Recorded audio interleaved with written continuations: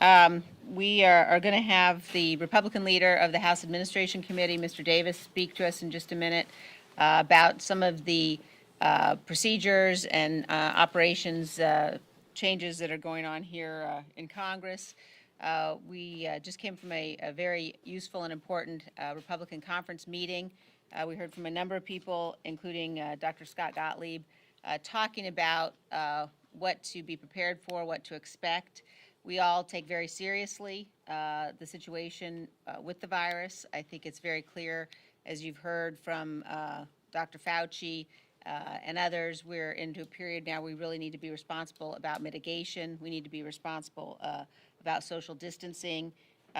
Particularly, there's new guidance the CDC just issued within the last 24, 48 hours about if you're over 60, you're at an increased risk, and thinking through what that means.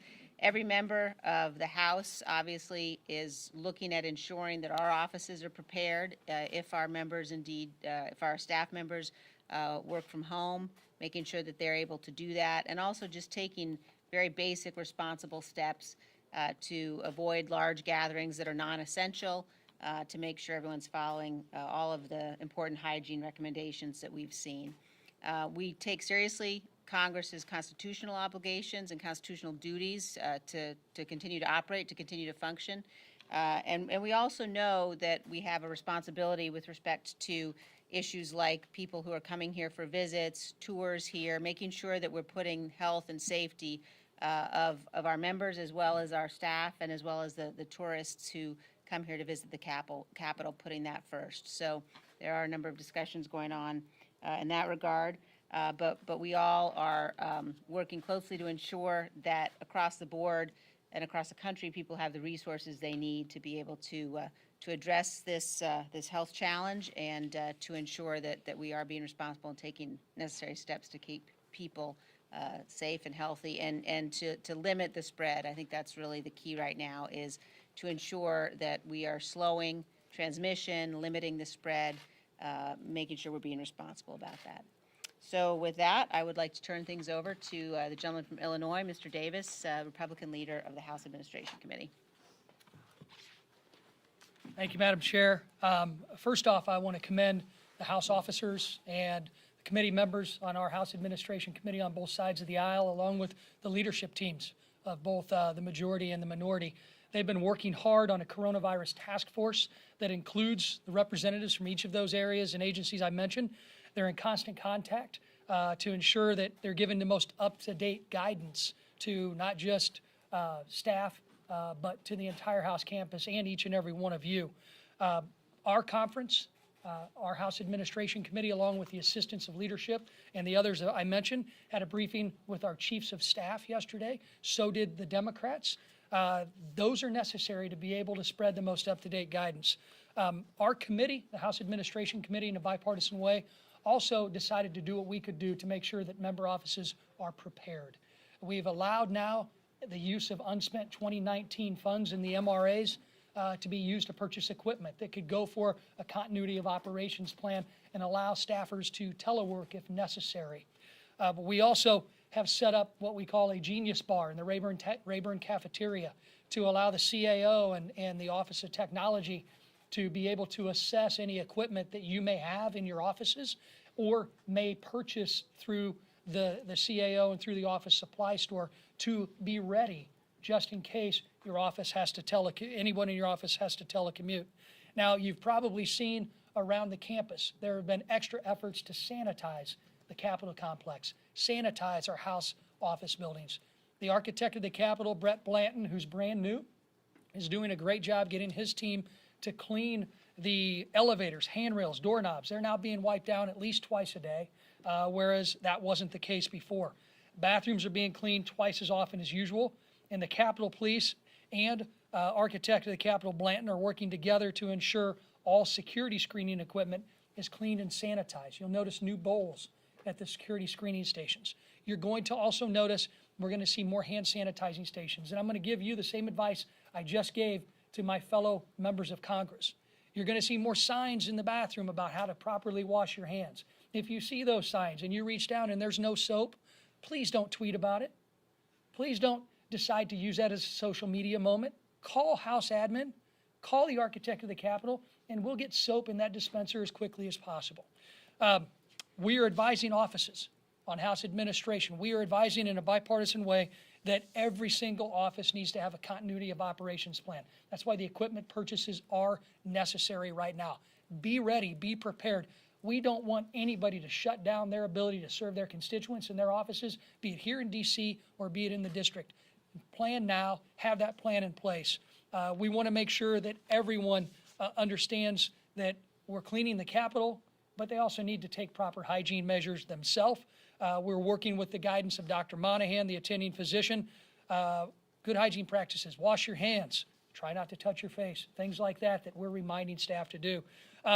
And we want to make sure, again, we have the ability to communicate with our constituents. We've issued guidance to ensure that members know, even during a blackout period, that they can communicate about the coronavirus to their constituents. We're working with each individual office to get messages out, but our advice to each and every member is talk to those health professionals in your district too, and understand that the federal government, state government, and local officials all need to be working together.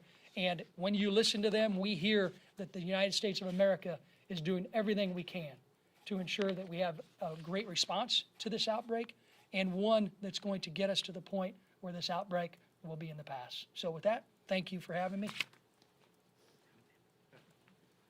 Thank you, Rodney. I appreciate your leadership and what both Republicans and Democrats are doing to make sure that the Capitol is as safe as possible anytime, but especially now when you see what's happening with the coronavirus and how you're starting to see more cases. We've just seen a case in Louisiana as we're seeing more states recognize that as testing increases, the prevalence of the number of people who test positive will increase. But we also need to be aware of just how to take basic precautions. Just like in an active flu season, you want to make sure that you're taking proper hygiene steps. And I think everybody's hearing the same message now.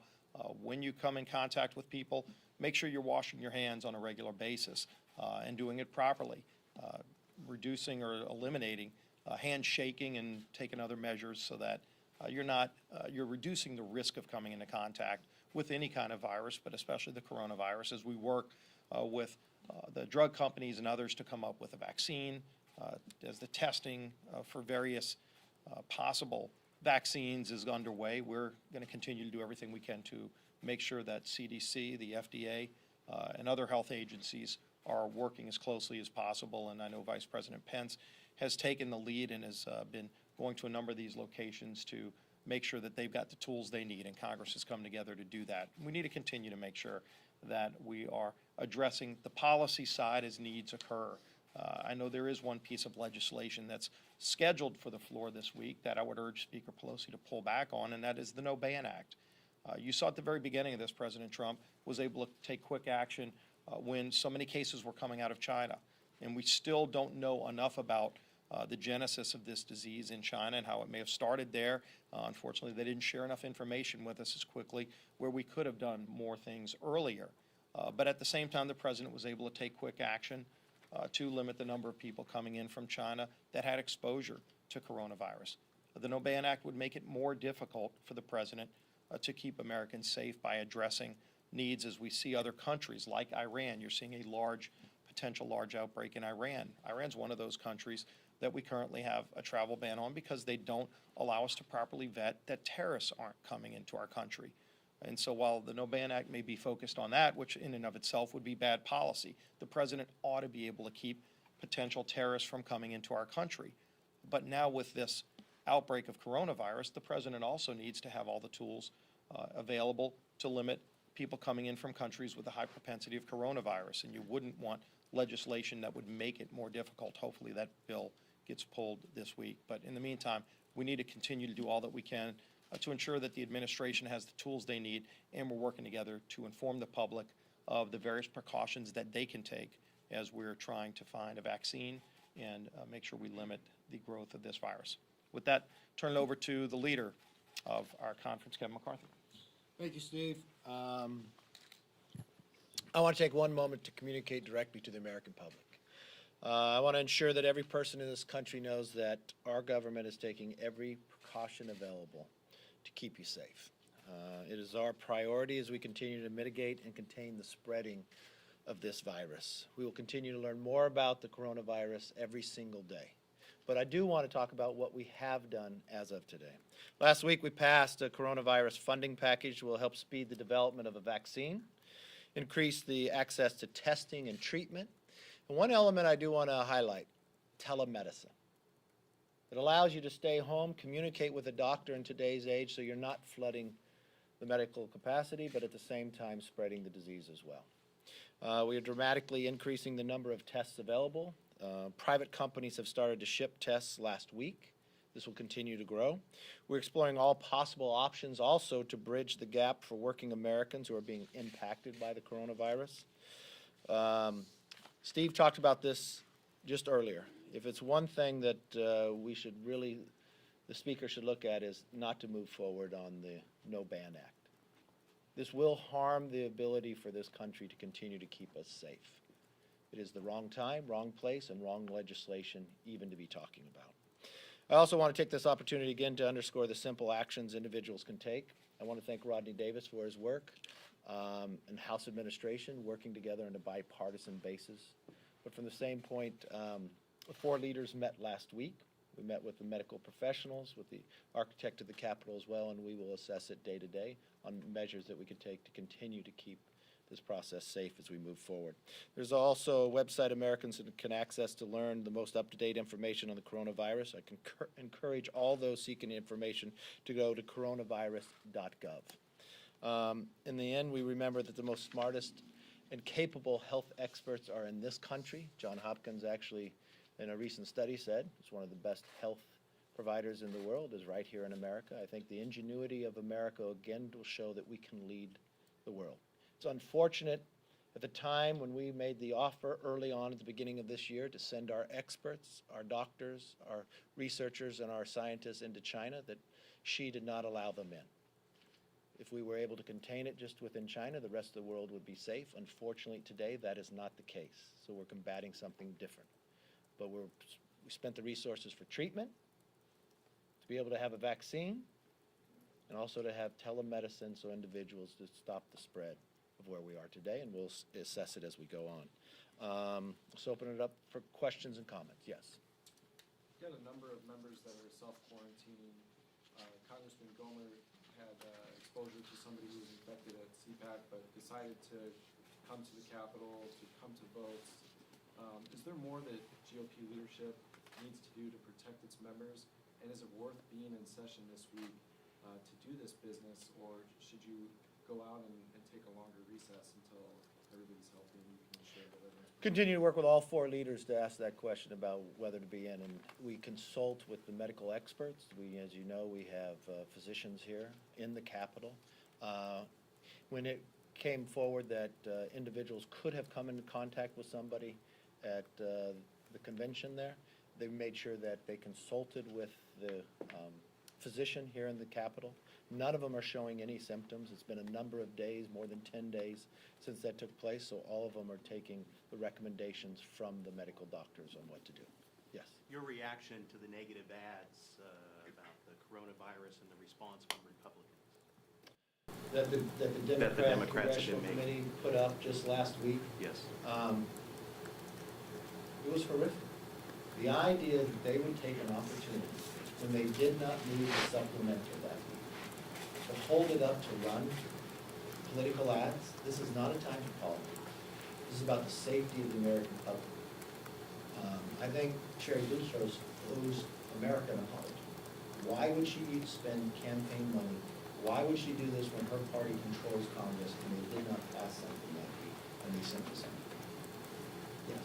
The president yesterday floated the idea of a payroll tax cut potentially. I'm just wondering what else you might be hearing in terms of economic measures to provide relief to people who may not be working, and your reaction to that idea specifically about a payroll cut. Well, we're looking at a number of measures. Remember, we have a very strong economy, very low unemployment, but we want to look at, is there a surgical way that those who are hurt, hourly wages and others, is there an ability to help to keep the economy moving as strong as it is today? I talked to Treasury Mnuchin.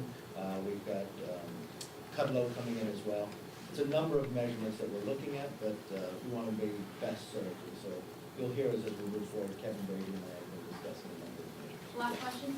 President Trump has focused on the fact that coronavirus is not as bad as flu, despite the high death rates. Do you think that that is an accurate and appropriate message, given that the virus isn't contained yet? Well, the one thing we see, I've watched from this president, the president realizes that this is a very contagious disease. That's why the president took the action to stop the flights from China to America. When a lot of people on the other side of the aisle criticized him for doing it, but that was a very smart move. The president then offered to send our scientists, our doctors, into China to help China combat this. Again, China declined the ability for this president to take those actions. The president has put the CDC, NIH in meetings from the very beginning, and the military as early back as January.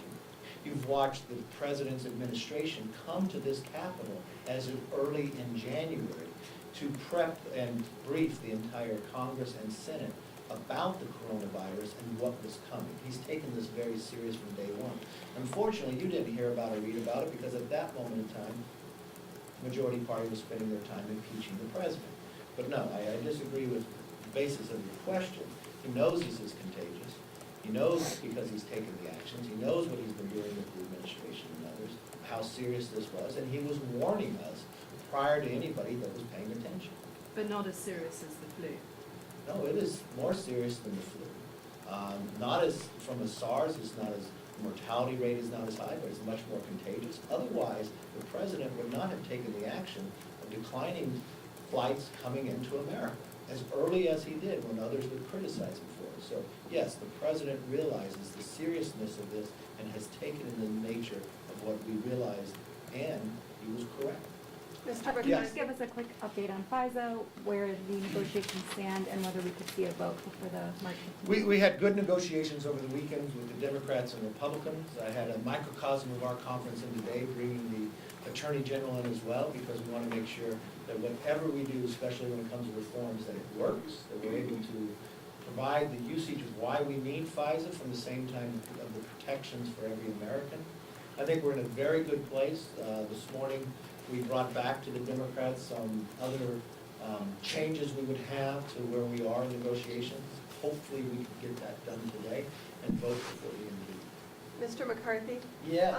Hello. Hello, how are you? Good, thank you. On paid family leave specifically, is that something that you all support? Could you see Congress doing that, or is there a way for the president to do that administratively? Do you know whether they're considering that? I think whatever we do, whenever package we look, it would have to be legislatively. There's a lot of different options on the table we're talking about. Remember again where unemployment is. Remember again, just a couple weeks, less than a week ago, the jobs number was more than 270,000, and most people thought it was 100,000. I know what the market did yesterday, and the combination of coronavirus and the Saudi Arabia and Russia fighting over the price of oil. I want us to be smart about what we do and help those who need the help.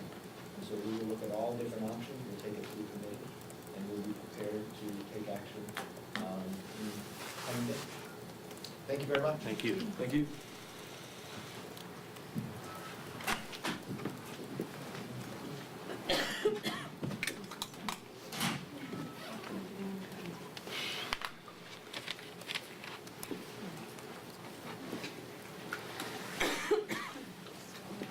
Sorry. I didn't hear it, so I saw you get up. And then it was a Velcro, and I was like, what? Okay, so the batteries weren't broke? No, it was, I had Okay. just tried to do it from the Because Caleb kind of remote. looked at it